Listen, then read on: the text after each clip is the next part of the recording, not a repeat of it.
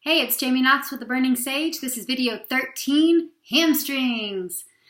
And man, does anyone hate hamstring stretches as much as I do? Anyone? You there in the back? But we have to do them because they support the legs and the knees, most importantly. And knee surgery is expensive. So flex or keep your hamstrings nice and stretched and try to avoid knee surgery as much as possible. So the best way for your back to stretch out your hamstrings is actually on the back. So we're going to start on the back and do a hamstring stretch there. And then we will do a seated hamstring stretch. And then we'll do Uttanasana, forward fold, without a film crew. So again, it will be a graceful transition. Okay, so here we go. On the back, hamstrings. Bring your knees into a tuck when you come onto your back. I'm going to stretch my right leg today. That's this one right there. So I'm going to put my left foot on the ground. Foot is underneath the knee. Hug the right leg in. So,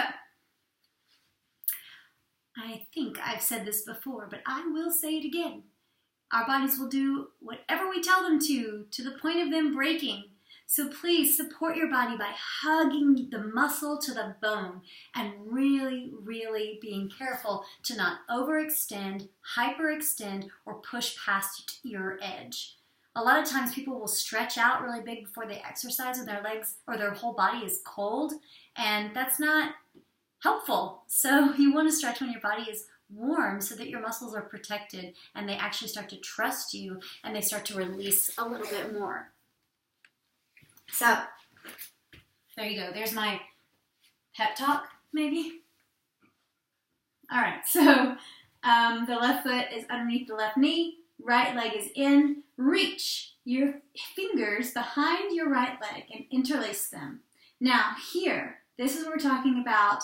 Protecting the bone, protecting the muscles. Fire up the leg, so push the leg into the hands. Then push the hands back into the leg. So that strength, that resistance that we are creating is what you're going to need to do a safe hamstring stretch. So create the resistance first. The foot is flexed, it's active, and then send the heel up towards the ceiling. Keep the shoulders on the ground. Now, eventually your leg will come closer and closer to you. Your hands will begin to move up your legs. Eventually you'll grab onto your toes, all that business that I'm not going to do right now because I'm not warm enough. Send the left leg down to the ground if you like, if that feels good for you, and if not, just put it back. If it is on the ground, make sure it's flexed as well and pushing into the earth. Yoga is not a passive practice. Everything is always active. So flexing the feet is going to be a great way to support the bone, support the muscle, and keep the practice active. Most importantly, pressing the leg into the hand back into the leg, and then stretching. So, that's our first hamstring stretch, lying down. The next one we're going to do is Janu Sirsasana. And this time I'm going to stretch my left leg because I did my right leg last time. Anytime I sit down, I grab a blanket. So I suggest you do the same to keep your hips high up. So my hips are high. My left leg is out in front of me. My foot is flexed. My right foot can come in close to my groin, and this should just be relaxed here. So you're not stretching forward in between your legs. That's a different pose. You want to turn to face your leg and then begin to fold forward.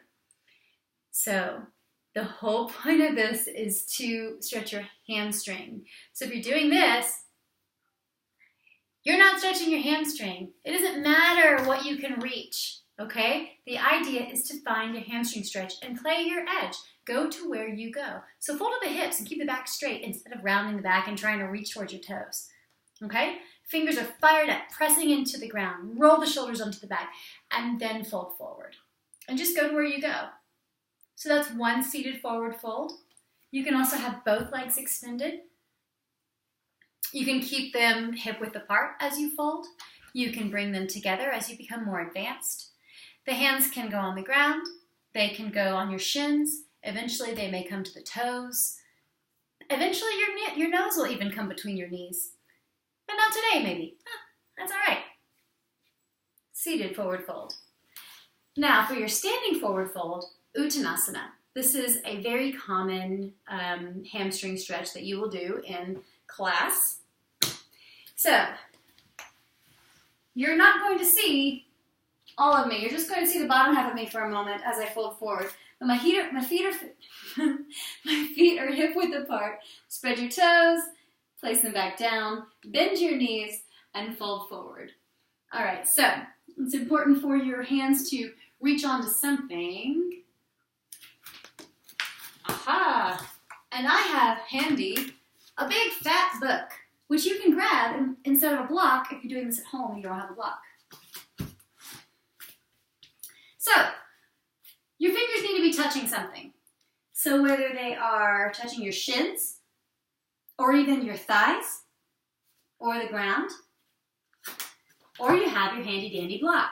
You can have it at its highest level. You can work your way to different levels to where you are where you need to be and release your head. Uttanasana. Your legs should be moving towards the midline of your body. Release the head. And then maybe you can straighten your legs a little bit more.